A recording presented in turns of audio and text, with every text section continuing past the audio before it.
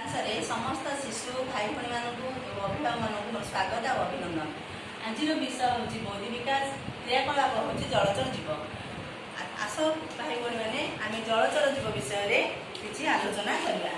आमर गोटे आस छवि देखी कही बहिया आस छवि देखी कहया बही आमर गोटे अच्छी से बही को देखी शिशु भाई भाई मानू आम जलचर जीव विषय कहया किए किए सब जल रुहति जानिच पिला माने जल क्यों जीव मैंने रुहति।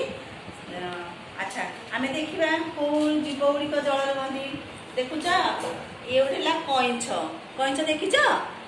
हाँ कईंछ हूँ कौटे रुहे पानी रुहे। बेंग बेंग कौटे रुहे पानी रुहे। सारू गछ मूल रुहे देखुच सारू गछ अच्छी ता मूल बेंग दी जन अच्छा आउ कि पानी रुहे माछ पानी रुहे।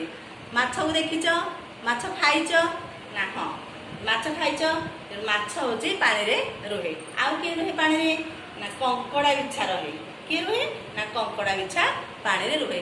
एमती आहरी अनेक जीव पानी रुहति कुंभीर रुहे साप रुहे एमती विभिन्न प्रकार प्राणी से जलचर प्राणी हेतु से जल में बास करते बाहर को आसे जीवन गुड़िक नष्ट हो। तेणु ये जीव गुड़िक जल में नित्याନ୍ତ रहा आवश्यक।